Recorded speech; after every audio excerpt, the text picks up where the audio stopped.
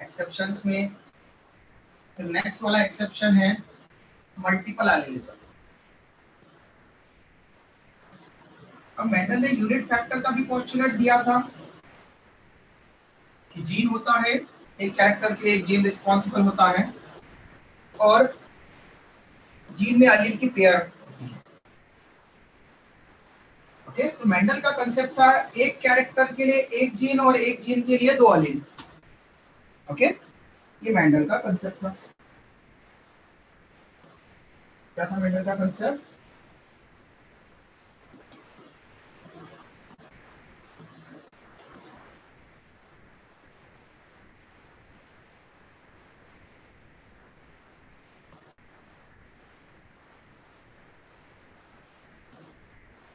Conclusion था कि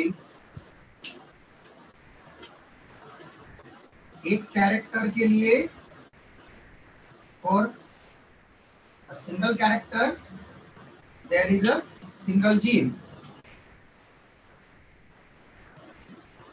okay, एक कैरेक्टर के लिए एक जीन होता है, एक यूनिट फैक्टर होता है। ठीक है, जीन हम कहते हैं, यूनिट फैक्टर उसने कहा था मेंडल ने, तो हम यहाँ पर सिंगल यूनिट फैक्टर ऐसा लिख देंगे, सिंगल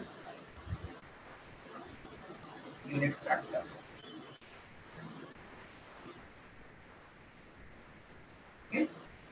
इसको हम आजकल वन जीन बोलते हैं। और एक जीन के लिए एलिलोमॉर्फिक पेयर, उसने कहा था मतलब 2 एलील्स। ओके, एन एलिलोमॉर्फिक पेयर मतलब 2 एलील्स रहेंगे, एलील की पेयर रहेगी, तो एक जीन को रिप्रेजेंट करेगी और एक जीन एक कैरेक्टर को एक्सप्रेस करता है। ये मेंडल से हमको पता चला। लेकिन इन तीनों चीजों के लिए एक एक एक्सेप्शन है हमारे पास। ओके, तीनों चीजों के लिए एक एक एक्सेप्शन है। तो इसके लिए एक्सेप्शंस है, हम 3 एक्सेप्शंस पढ़ने वाले हैं। पहला एक्सेप्शन कैरेक्टर के लिए पढ़ेंगे, पहला एक्सेप्शन हम एलील के लिए पढ़ेंगे, पीछे से चलते जा रहे। तो एक्सेप्शन हम पढ़ेंगे एलील के नंबर के लिए कि 2 एलील से भी ज्यादा एलील हो सकते हैं, तो उसको हम पढ़ेंगे अभी पहले मल्टीपल एलिलिज्म।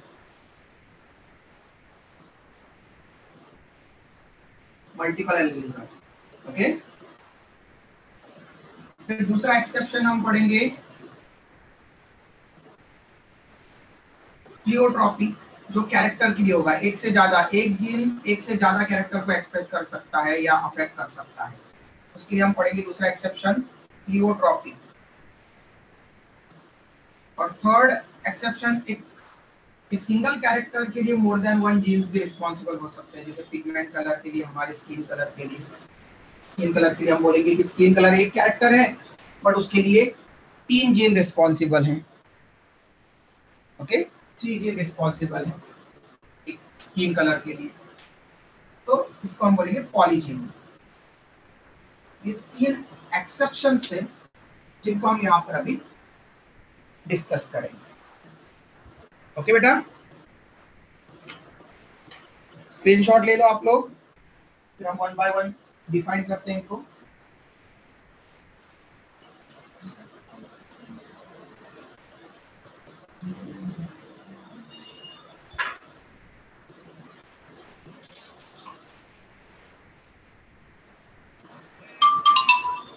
Done, sir.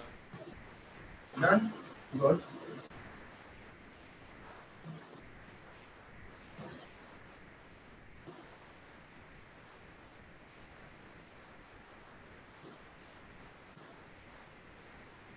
सभी का हो गया क्या बेटा?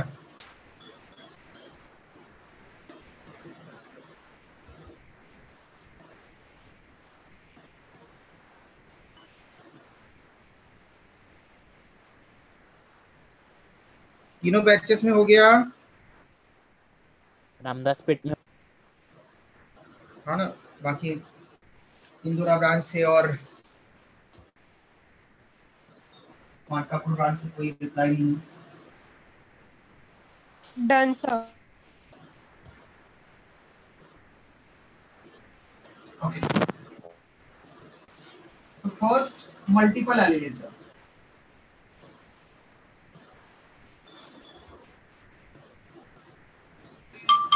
फर्स्ट एक्सेप्शन है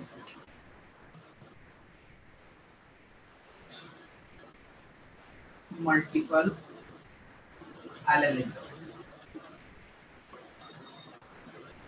okay, multiple allelism it means many alleles form होना। ठीक है, मेंडल का कंसेप्ट था कि एक जीन के दो ही एलील्स होते हैं, एलिलोमॉर्फिक पेयर होती है अवेलेबल पूरी पॉपुलेशन। बट मल्टीपल एलिज्म का केस मतलब when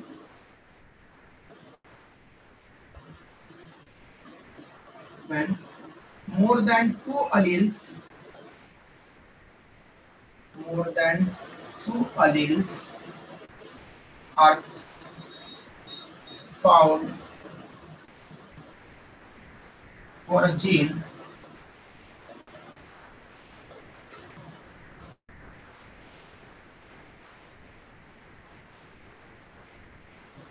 to express a character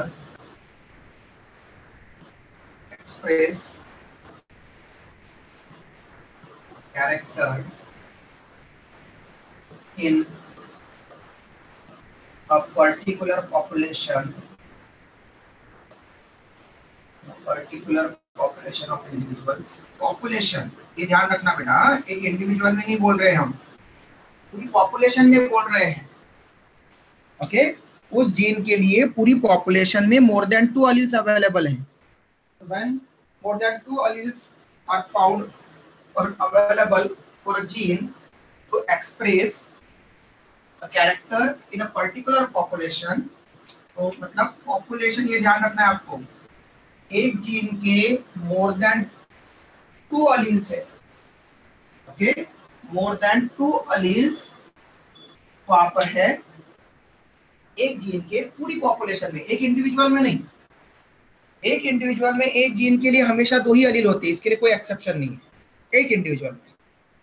लेकिन उसी स्पीसीज का दूसरा इंडिविजुअल, उसमें अगर कोई अलग एलील मिल गया उसी जीन के लिए, ठीक है, मोर देन 2 एलील्स मिलेंगे एक जीन के लिए पूरी पॉपुलेशन में, तो उस केस को हम बोलते हैं multiple allelism.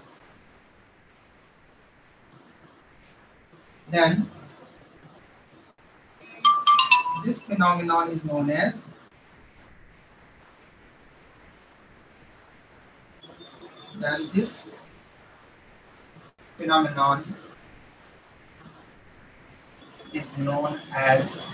multiple allelism। Okay, multiple allelism। ठीक है, ये कंसेप्ट ध्यान रखना कि एक जीन के लिए मोर than 2 alleles in a population, single individual में नहीं। प्लीज माइक बंद कर दीजिए बेटा आप लोग।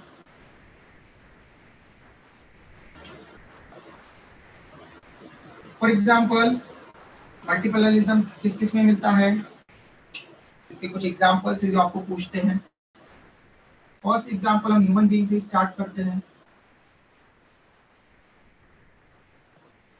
तो कैरेक्टर जिसके लिए, ऐसा कैरेक्टर जिसके लिए एक जीन है और उसके 2 एलील्स है, 2 एलील से ज्यादा है, मोर देन 2 एलील्स, तो ऐसा कैरेक्टर है ABO blood group system. ABO blood group system in humans, human beings में ABO blood group system इसका एग्जांपल है मल्टीपल एलिलिज्म का। ठीक है, तो दूसरा एग्जांपल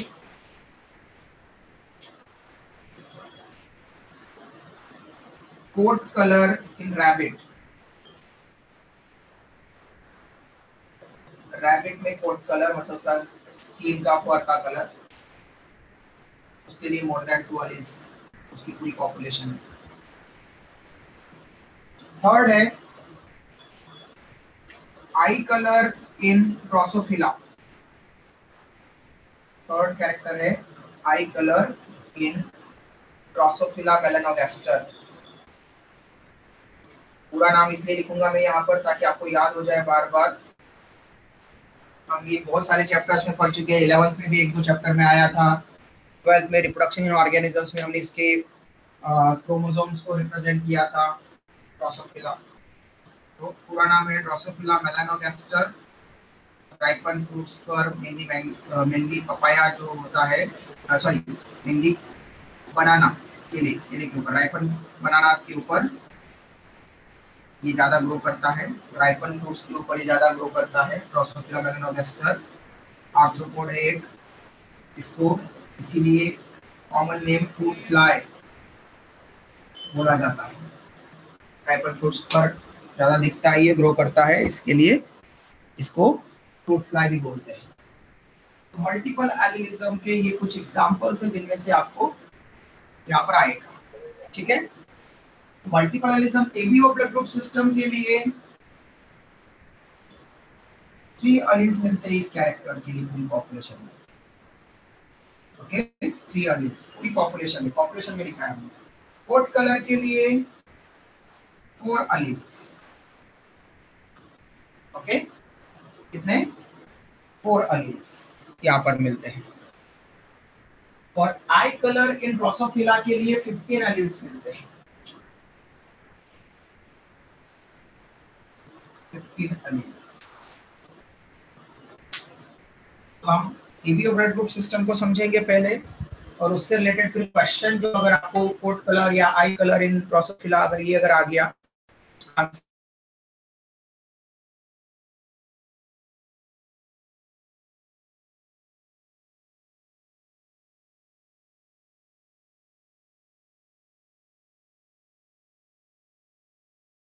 के साथ देंगे, उसको आगे पढ़ेंगे। ओके, यहाँ ABO blood group system multiple allelism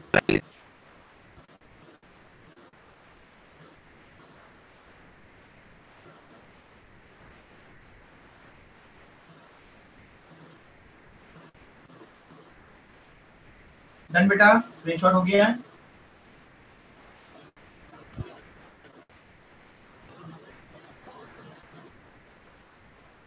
done sir. Other batches से कोई रिप्लाई नहीं है, मानकापुर इंदौरा से हो गया सेकंड वाला screenshot. Done sir. Yes sir. Okay, तो एग्जांपल लेंगे अब एबीओ ब्लड ग्रुप सिस्टम कैसे मल्टीपल एलिलिज्म का एग्जांपल है। कंसेप्ट आपको ध्यान रखना है, पूरी पॉपुलेशन में एक जीन के लिए, सेम जीन के लिए मोर देन 2 एलील्स। हमने कहा एबीओ ब्लड ग्रुप सिस्टम के लिए 3 एलील्स हैं।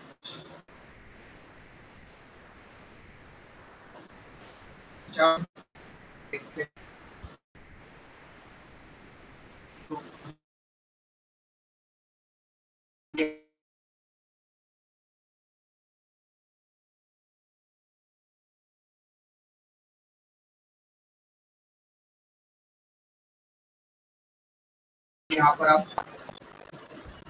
ब्लड एबीओ ह्यूमन बीइंग्स में ABO blood group system, there are 3 alleles.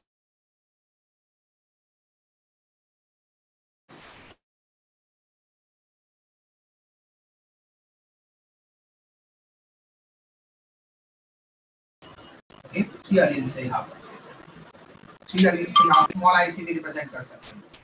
तो डोमिनेंट एलील 2 है, कैपिटल आर और उसके ऊपर लिख रहे हैं वीडियो अटक रहा है सर आपकी आवाज भी अटक रही है। सर स्क्रीन भी ब्लैक है। हेलो, ऑडियो क्लियर है बेटा सबको? Yes sir. Yes sir. No sir. Clear? Sir sir video नहीं चल रहा है, वीडियो नहीं चल रहा है? पूरा hello? Yes sir. Sir voice भी क्लियर सर नहीं है। आवाज अटक सर रही। स्क्रीन ब्लैक हो गई। मैं हैंडशेक कर रहा है? No sir. Hello? No sir, सिर्फ ब्लैक कलर दिख नो सर। ब्लैक कलर दिख रहा है? स्क्रीन अटक गई। ऐसा कैसे हो सकता है? नेटवर्क क्लियर है, सब कुछ सारी चीजें क्लियर है मेरे इसमें। अभी कोई स्टूडेंट लेट आए होंगे तो उसके कारण कुछ उनका हो सकता है। सर आ गया। आ गया है। तो कुछ नेटवर्क Yes, में sir. कुछ ऑडियो वीडियो क्लियर है बेटा सबको? Yes, sir. यस सर, अभी क्लियर। तो मल्टीपल एलिलिज्म में मोर देन 2 एलील्स का केस लेते हैं हम, तो एबीओ ब्लड ग्रुप सिस्टम में पूरी पॉपुलेशन में, ह्यूमन पॉपुलेशन में 3 एलील्स होते हैं। कौन कौन से 3 एलील्स हैं? तो 2 डोमिनेंट एलील मिलते हैं IA IB, और एक रेसेसिव एलील मिलता है जिसको हम O मतलब 0 के लिए O लेते हैं। ओके, अब इन एलील के कॉम्बिनेशन से ब्लड ग्रुप बनेंगे।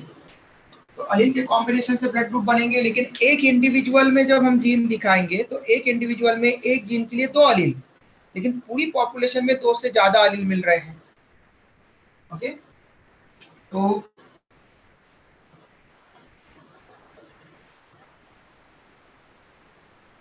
जीनोटाइप एंड फिनोटाइप्स हम इधर रिप्रेजेंट करेंगे। ह्यूमन पॉपुलेशन में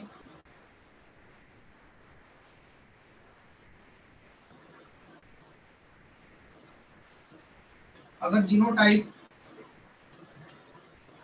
दोनों IA डोमिनेंट हुआ तो कौन सा ब्लड ग्रुप बनेगा बेटा? ए ब्लड ग्रुप। ओके,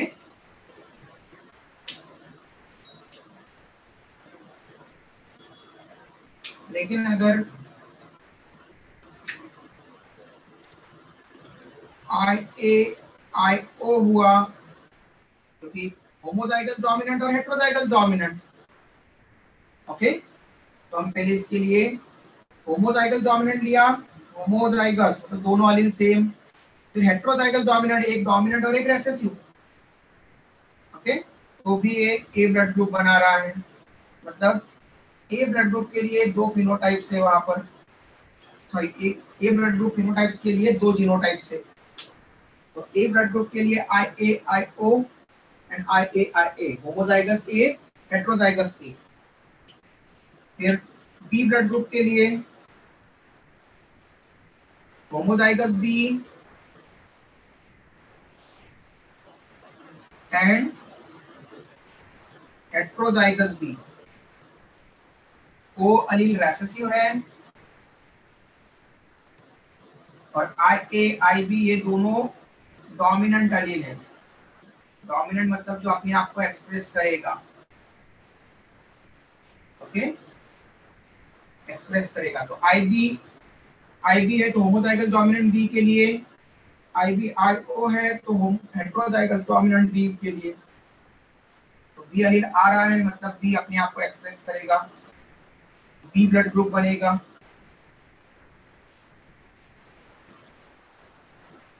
ओके, लेकिन अगर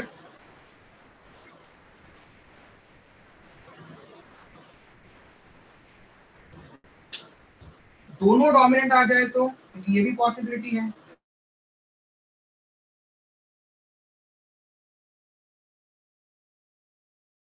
ये भी मिलता है कुछ ह्यूमन बीइंग्स में। IA करेंगे AB ब्लड ग्रुप। अभी तक हमने कुछ जो पढ़ा है उसमें से कुछ AB ब्लड ग्रुप किसी में आ रहा है? कल के दिन हमने जो पढ़े थे इनकम्प्लीट डोमिनेंस, कोडोमिनेंस, उसमें से AB ब्लड ग्रुप को किसी में रख सकते हैं क्या हम?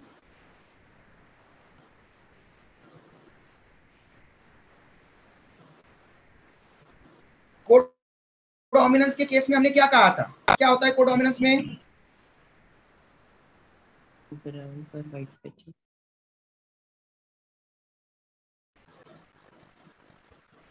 कोडोमिनेंस में क्या होता है? डोमिनेंट और रेसेसिव एलील अगर दोनों जीन में प्रेजेंट है और दोनों एलील अगर एक्सप्रेस करें तो उसको हमने codominance,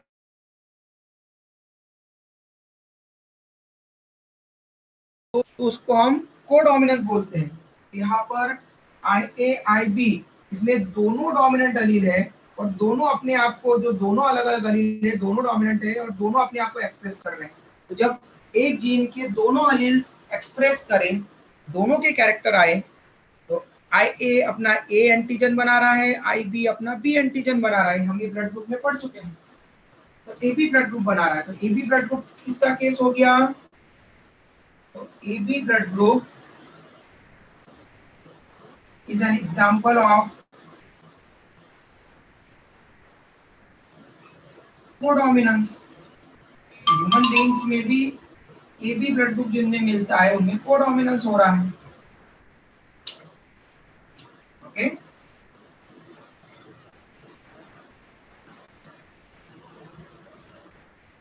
A B blood group case of codominance को रिप्रेजेंट कर रहा है, इसलिए आपको यहाँ पर क्या लगाना है। पूरा ABO blood group system multiple allelism को रिप्रेजेंट करता है। तो ABO blood group system multiple allelism का केस, लेकिन एबी ब्लड ग्रुप कोडोमिनेंस का केस। ओके, फिर इसी तरह से अगर दोनों रेसेसिव होंगे, होमोजाइगस रेसेसिव वाला, तो ना तो ए एंटीजन बनेगा और ना ही बी एंटीजन, ना इधर ए एंटीजन और बी एंटीजन वहां पर बनेगा। तो दोनों एंटीजन नहीं बन रहे हैं, तो मतलब ब्लड ग्रुप कौन सा होगा बेटा? कौन सा होगा ब्लड ग्रुप?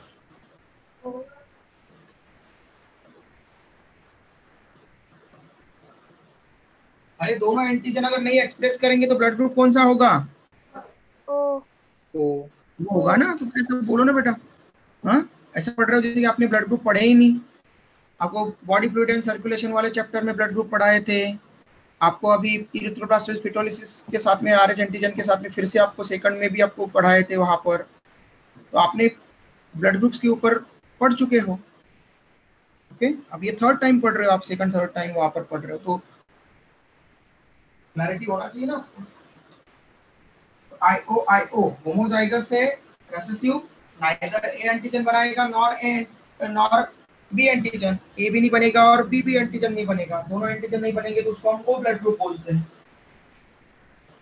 तो एबीओ ब्लड ग्रुप सिस्टम में 3 एलील्स मिलते हैं पूरी ह्यूमन पॉपुलेशन में। पूरी ह्यूमन पॉपुलेशन में एक इंडिविजुअल के पास में देखेंगे तो एक जीन में 2 ही एलील्स है, इसलिए हमने मल्टीपल एलीलिज्म में क्लियरली लिखा है पॉपुलेशन, एक इंडिविजुअल में नहीं। ध्यान रखना, कभी कभार आपको ट्रू या फॉल्स वाले में कभी कभार ये चेक करने के लिए दे देता है कि वो इंडिविजुअल लिख रहा है कि पॉपुलेशन, मतलब आपको समझ में आया है कि नहीं आया है कंसेप्ट। इसलिए अगर उसने लिखा कि मोर than 2 alleles for a gene in an individual, तो वो फॉल्स स्टेटमेंट हो जाएगा। मोर than 2 alleles for a gene in a population of individuals, ठीक है, पॉपुलेशन मेनी इंडिविजुअल्स में होना चाहिए प्रॉपर।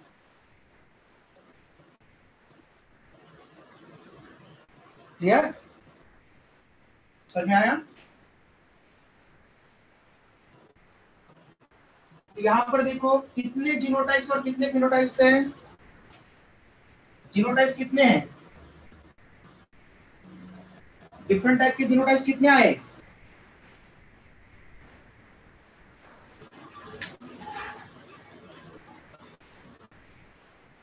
अरे आप लोगों को बोर्ड नहीं दिख रहा है क्या?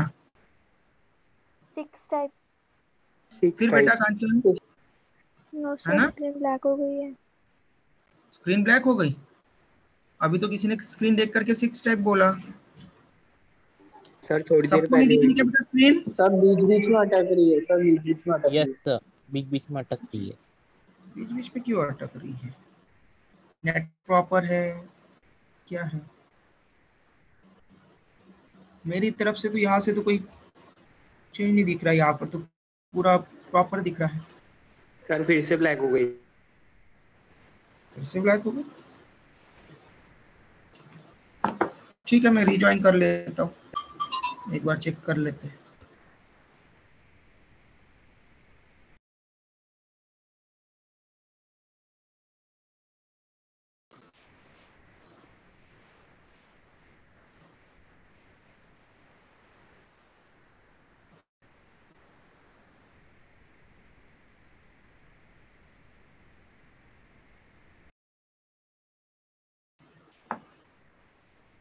हेलो, क्लियर है सर। Yes sir. हाँ चलो।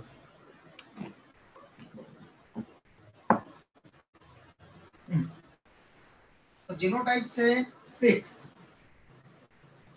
तो मल्टीपल एनालिज्म में आपको या तो पूरा केस पूछेंगे या फिर आपको फिर जीनोटाइप या फिनोटाइप का नंबर वहां पर देखते हैं। तो इसमें जीनोटाइप्स का नंबर मेनली जीनोटाइप्स का नंबर ज्यादा पूछा जाता है।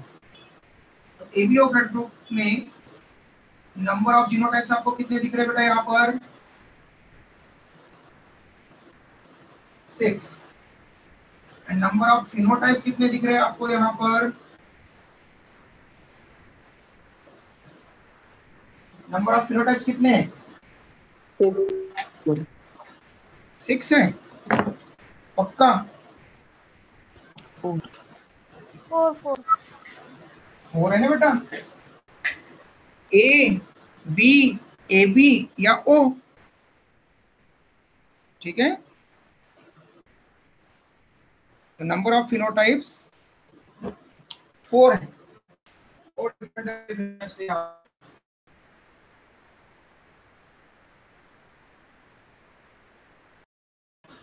तो स्क्रीन पॉज हो गया। यस हो सर। गया। गुड। स्क्रीन पॉज हो गई। स्क्रीन पॉज हो गई? नहीं क्या सर, हो रहा है? बीच बीच में अटक रही है।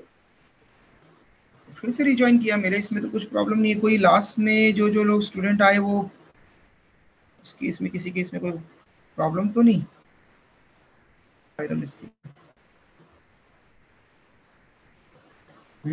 नेटवर्क है, सब कुछ है, सारी चीजें हैं। वाईफाई भी प्रॉपर है, 100% दिखा रहा है। हो सकता है कुछ बीच बीच में से वेदर के कारण कुछ बोल, वेदर भी क्लियर दिख रहा है। वेदर भी क्लियर है, बस थोड़ी सी हवा चल रही है, बाकी कुछ नहीं।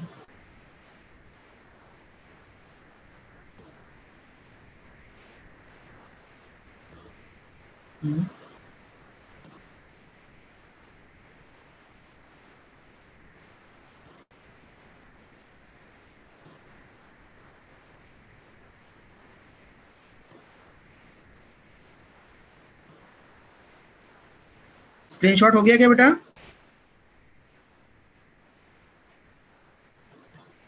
No Yes, hello, sir. सभी बैचेस में स्क्रीनशॉट हो गया है ना? अभी ऑडियो वीडियो क्लियर है क्या? यस सर, अभी क्लियर है, स्क्रीनशॉट हो गया। ओके ठीक। तो अगर हमने देखा कि 3 एलील्स प्रेजेंट है एबीओ ब्लड ग्रुप सिस्टम के लिए और उसके जीनोटाइप और फिनोटाइप्स हमने निकाले, तो आपको मल्टीपल एलिलिज्म में दूसरे केसेस में नंबर ऑफ जीनोटाइप्स यहाँ पर क्वेश्चन में पूछा जाता है। ये तो केस हो गया जो कि आप बोर्ड के एग्जाम में भी लिख सकते हैं और नीट में भी आपको मेनली ये पूछा जाएगा। लेकिन नीट में जो 2 एग्जांपल्स दिए हैं उसमें नंबर ऑफ जीनोटाइप्स भी आपको पूछता है। तो पहले रैबिट कोट कलर में आप जीनोटाइप्स का नंबर निकाल करके बताओ। उसके लिए पहले अलील्स कितने होते हैं वो मैं बता देता हूँ एग्जांपल में, ताकि आप उससे कोशिश कर सको। सेकंड एग्जांपल है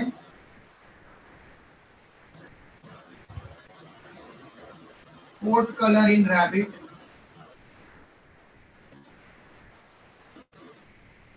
रैबिट में कोट कलर, ओके, उसके फर का कलर। इस कैरेक्टर के लिए पूरी पॉपुलेशन में एक जीन के डिफरेंट वेरिएंट मिलते हैं, अलग अलग अलील मिल सकते हैं रैबिट के लिए। तो यहाँ पर 4 अलील्स मिलते हैं, ये आपको मैंने वहां पर एग्जांपल में बता दिया। ओके, अब इससे जैसे हमने 3 अलील्स के लिए 6 जीनोटाइप निकाले थे, 4 अलील्स के लिए कितने जीनोटाइप पॉसिबल है पहले करके देखो। और वो अलील्स कौन कौन से होते हैं मैं आप लोगों को यहाँ पर रिप्रेजेंट कर देता हूँ। जैसे हमने आई ए, आई ओ, आई बी वैसे लिए थे, यहाँ पर आप लोगे C, C dash, CH, okay, and CF, okay. वहां पर तो कोट कलर के लिए chinchilla, okay, Himalayan, coat colour, इस तरह के वहां पर आपको फोर एलिन से वहां पर C, C', CH, CF।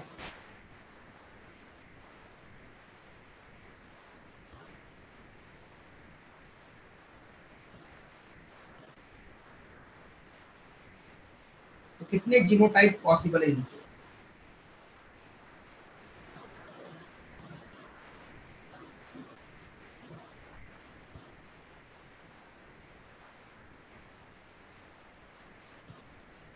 एक मिनट का टाइम है बस, ओनली जल्दी करो सॉल्व।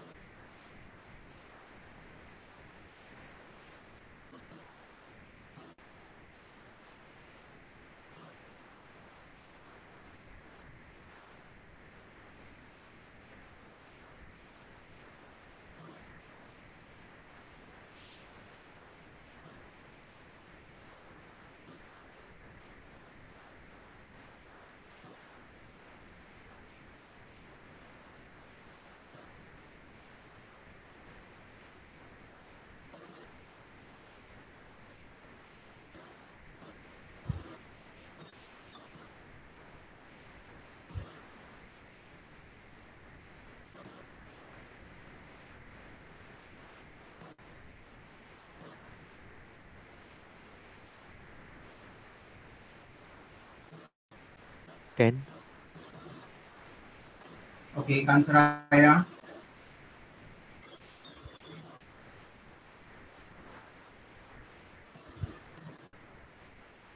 हिमांशु ने दिया है।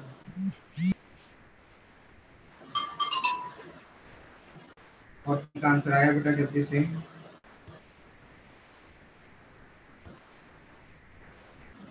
कौन रिजॉइनिंग कर रहा है? श्रावणी, नेटवर्क में नहीं इशू है।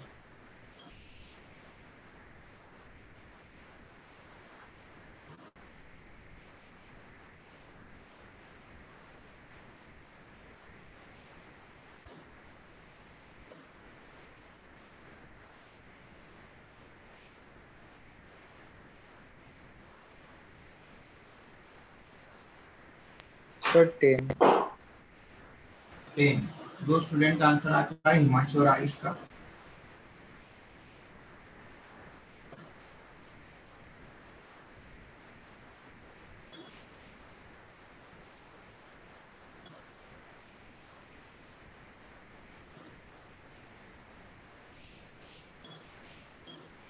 चलो,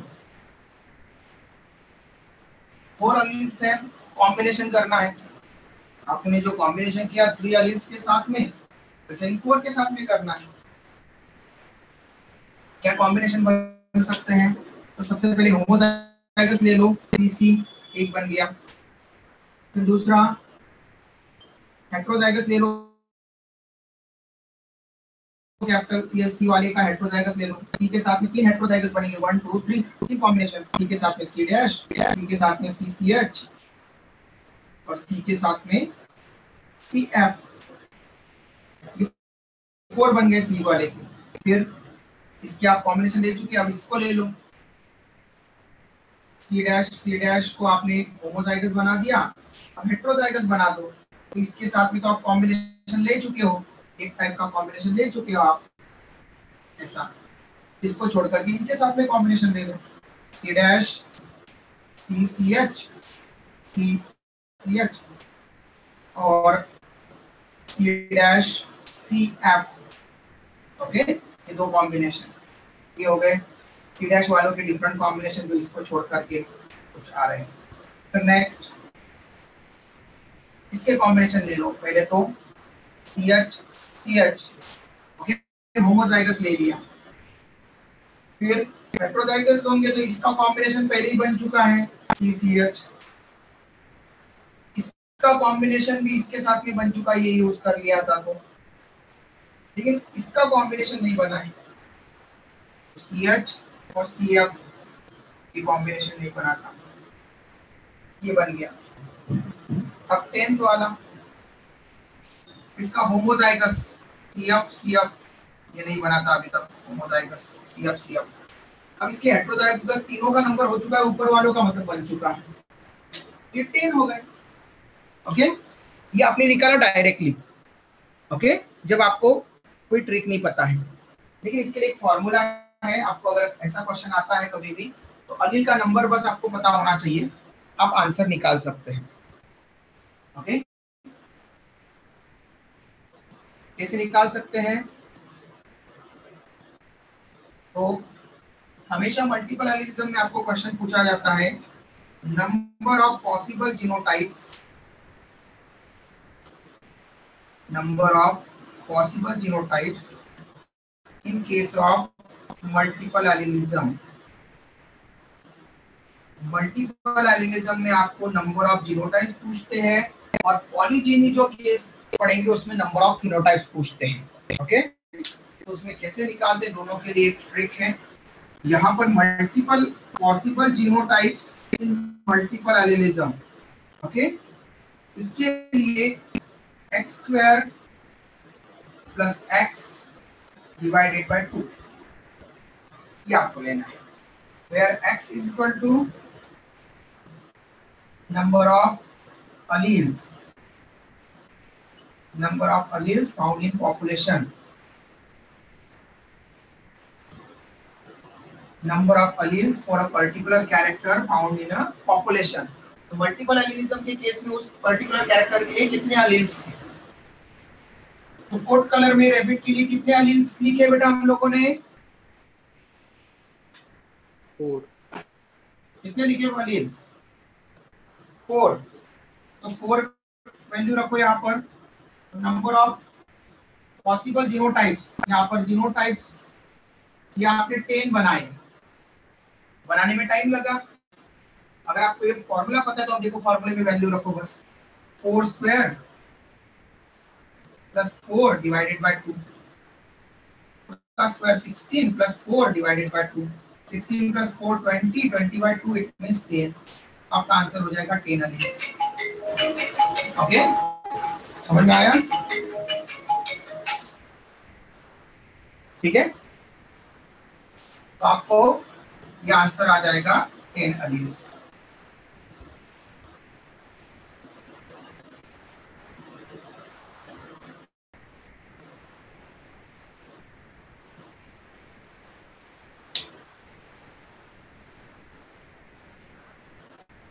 क्लियर है बेटा? ऐसे ही क्वेश्चन का जल्दी से आंसर दो फिर आप। आई कलर इन ड्रोसोफिला,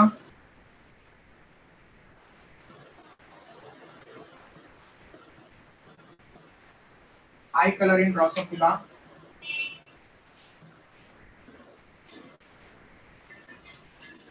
ड्रोसोफिला में आई कलर के लिए कितने एलील्स हैं? 15 एलील्स। नंबर ऑफ जीनोटाइप्स कितना होगा बेटा, जल्दी निकालो।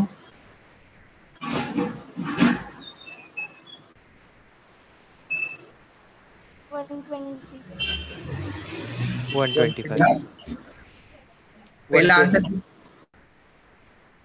दो आंसर पहले भी आ चुके हैं, हिमांशु और उसके पहले भी किसी एक स्टूडेंट ने आंसर देने की कोशिश की थी, गर्ल स्टूडेंट ने। क्या नाम है बेटा, किसने दिया था आंसर, और अपना आंसर बताओ पहले।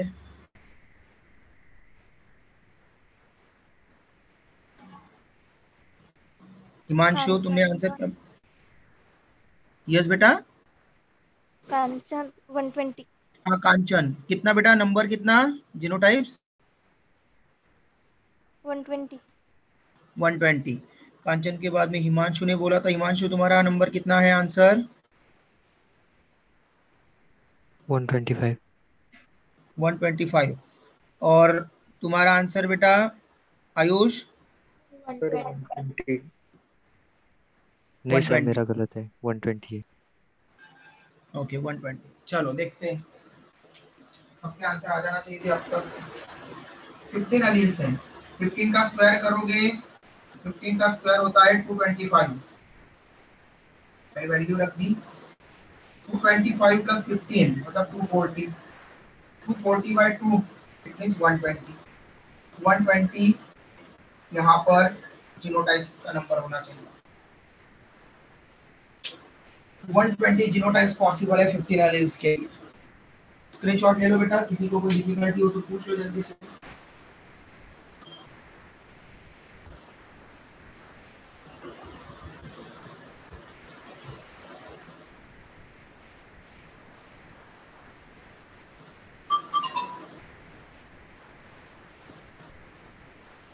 Done sir.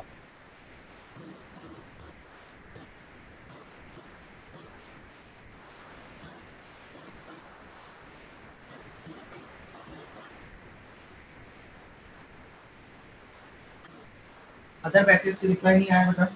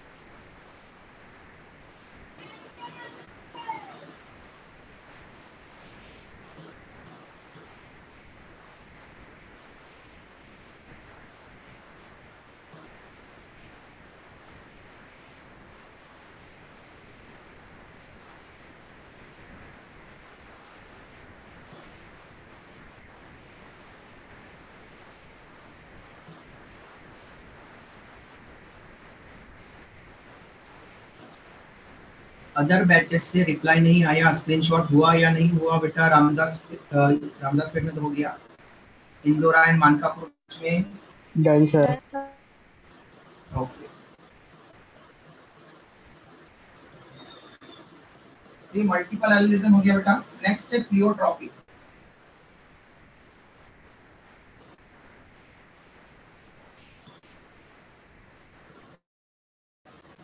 प्लियोट्रॉपी मतलब when single character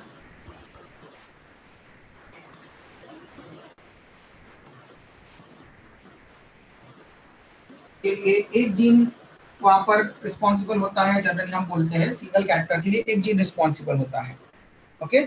बट अगर एक सिंगल जीन मेनी कैरेक्टर को इन्फ्लुएंस करे, अफेक्ट करे, उसको बोलते हैं case of pleiotropy.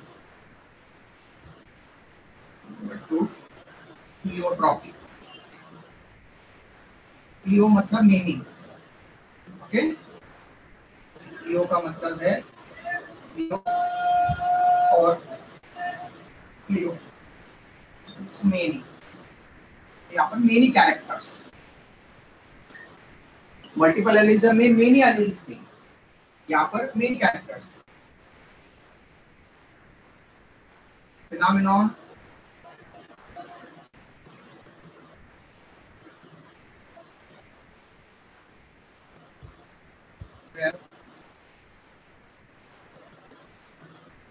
Single gene एक जीन सिंगल जीन अफेक्ट और इन्फ्लुएंस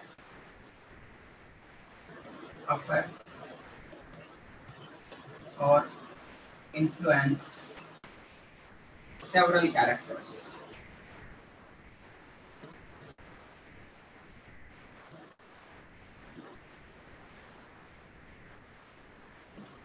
मेंडल के अकॉर्डिंग एक जीन एक कैरेक्टर के लिए होता है, लेकिन अगर एक जीन एक से ज्यादा कैरेक्टर्स को अफेक्ट करे, ओके, या इन्फ्लुएंस करे या रिप्रेजेंट करे, एक्सप्रेस करे, तो उसको हम प्लियोट्रॉपी का केस कहेंगे। और ऐसे जीन को हम प्लियोट्रॉपिक जीन कहेंगे। That gene which controls or affect or influence many character, उसको हम बोलेंगे प्लियोट्रॉपिक जीन, ओके। ठीक है बेटा, प्लियोट्रॉपिक। ऐसे एग्जांपल है जीन फॉर फिनाइलकेटोनुरिया।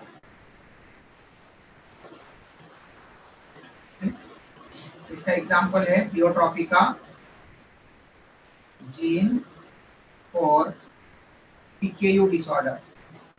पीकेयू का फुल फॉर्म है फिनाइल कीटोनुरिया डिसऑर्डर।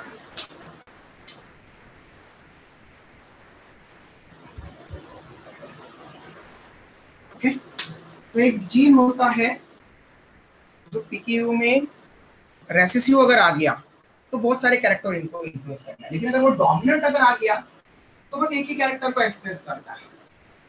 ठीक है, लेकिन अगर वो इसके लिए जो जीन होता है वो रेसेसिव जीन होता है। जीन फॉर पीकेयू डिसऑर्डर, ये रेसेसिव जीन अगर प्रेजेंट रहा तो फिर पीकेयू डिसऑर्डर होता है, डोमिनेंट हुआ तो नहीं होता।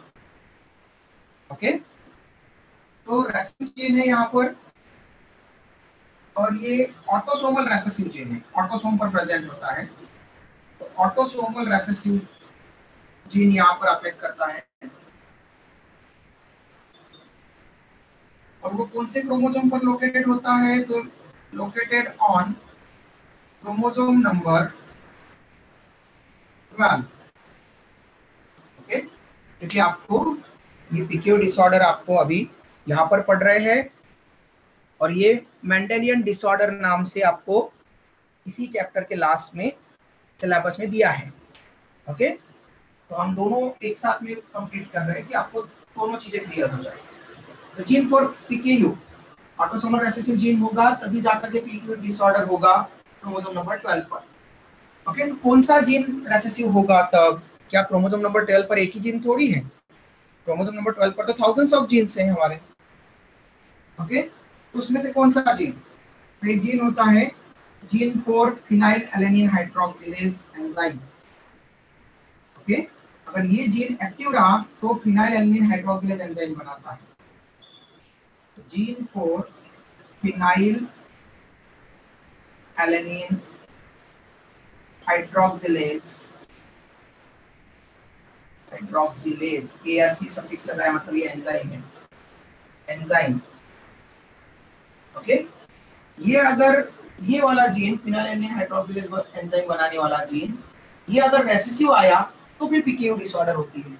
और पीकेयू डिसऑर्डर हुआ तो उसके साथ में ओनली पीकेयू डिसऑर्डर वाला फिनाइलकीटोन्यूरिया ही नहीं, मतलब कि यूरिन में फिनाइलकीटोन ही नहीं जाती, उसके साथ में 2-3 और कैरेक्टर भी दिखते हैं साथ में, इसलिए उसको प्लियोट्रॉपी, एक से ज्यादा कैरेक्टर को इन्फ्लुएंस करेगा, इसलिए बोला जा रहा है।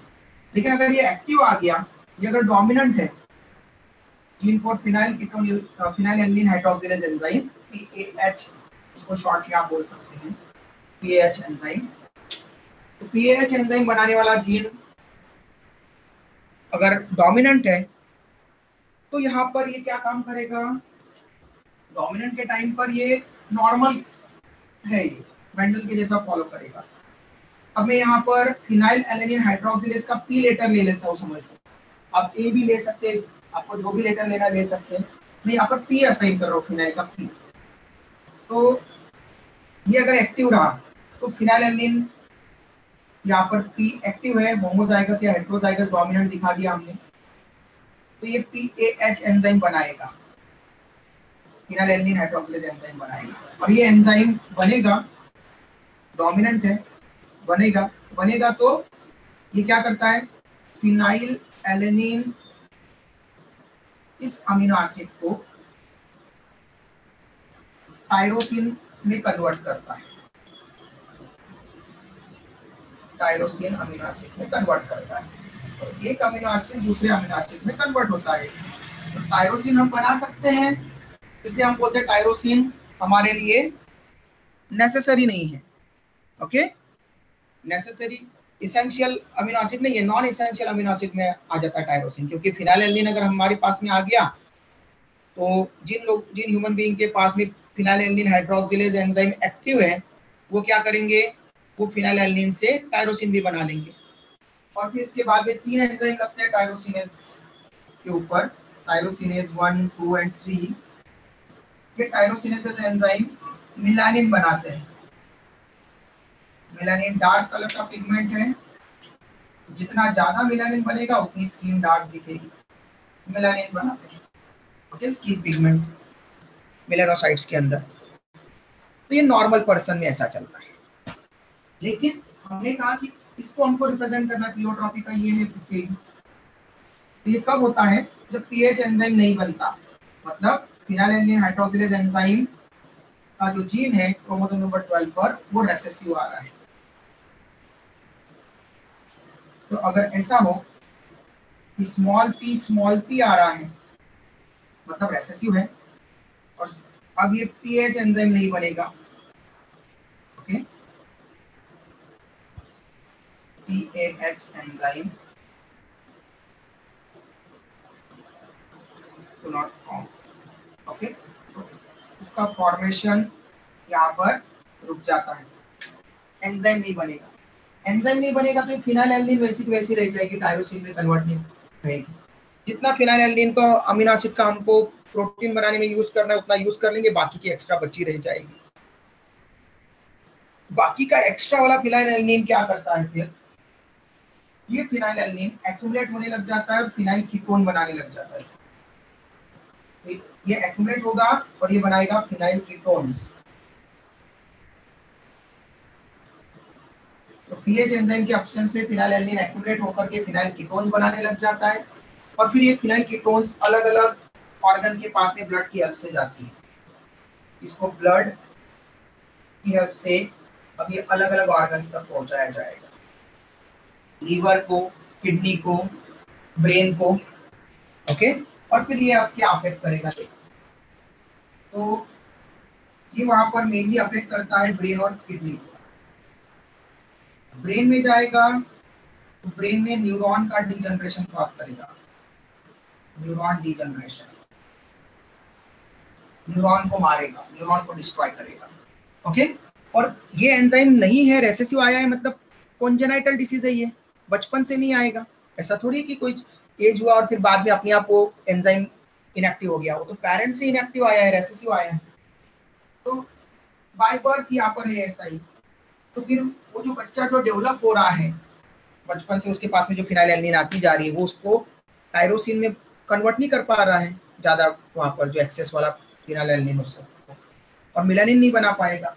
तो उस बच्चे में पहले तो मिलानिन नहीं बनेगा, दूसरा उसका ब्रेन डिटेरियोरेट होगा, उसका ब्रेन का डेवलपमेंट अच्छा नहीं होगा, ठीक है। इसलिए वो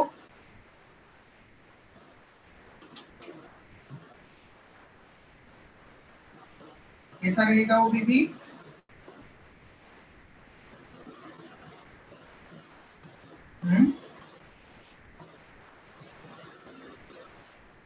ब्रेन अगर उसका फॉर्म नहीं हुआ है, प्रॉपर डेवलप नहीं हुआ है, तो क्या बोलेंगे उसको?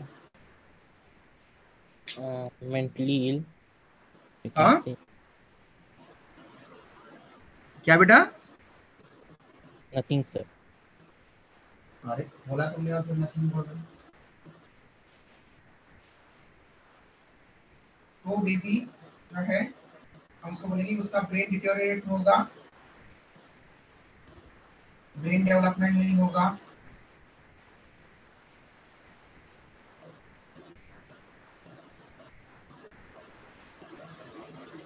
ब्रेन डिटेरियोरेशन होगा, ब्रेन डिटेरियोरेट रहेगा, ओके। मतलब वो बचपन से ही जो है, क्या बोलते हैं उसके लिए टर्म हम,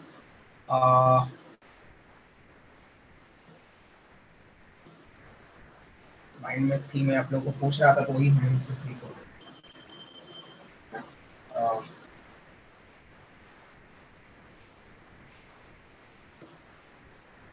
क्या बोलते हैं उसको? हिंदी वाला वर्ड याद आ रहा है मेरे को, देखो, मंद बुद्धि ऐसा बोलते हैं ना उसको, मतलब उसका ब्रेन प्रॉपर डेवलप नहीं हो रहा है। नहीं, वो तो बाद में बोलेंगे कि उसका माइंड चल नहीं रहा है, तब बोलते हैं हम उसको ऐसा। उसका बचपन से ही माइंड ब्रेन कम है, तो उसकी जब कम, इसका तो ब्रेन डिटोरिएट रहेगा, ओके। किडनीज में फिनाइल कीटोन जाएगी तो फिनाइल कीटोन यूरिन में रिलीज हो जाएगी। Okay, phenyl ketone release in urine, और यूरिन में जब फिनाइल कीटोन जाएगी तो उसको हम बोलेंगे, जो फिनाइल कीटोन यूरिन में डिटेक्ट होगी तो उसको बोलते हैं फिनाइल कीटोन्यूरिया। ओके, तो फिनाइल कीटोन्यूरिया के साथ साथ में वो ब्रेन को भी डिस्टर्ब कर रहा है, साथ में मेलानिन भी नहीं बनेगा। फिनाइल कीटोन क्योंकि टायरोसिन नहीं बन रहा है, तो नो टायरोसिन तो नो मेलानिन।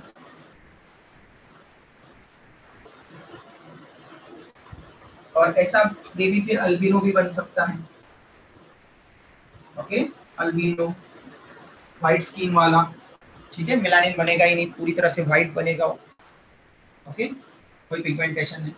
तो 3 चीजें हो सकती है वहां पर, ब्रेन डिटोरिएट होगा, कंजेनिटली जो है उसका ब्रेन का डेवलपमेंट नहीं होगा अच्छे से, मेलानिन नहीं बनेगा तो अल्बिनो बन सकता है।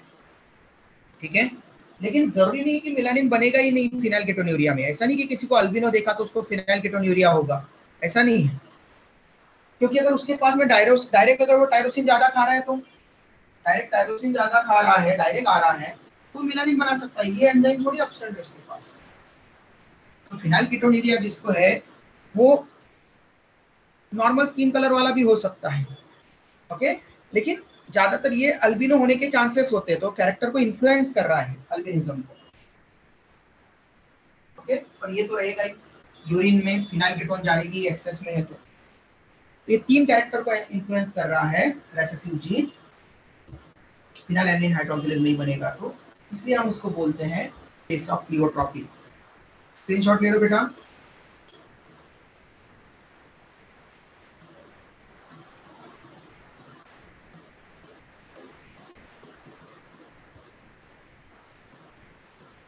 कल हम पढ़ेंगे फिर पॉलीजीनी के बारे में। नहीं, कल हम डाउट क्लास देंगे।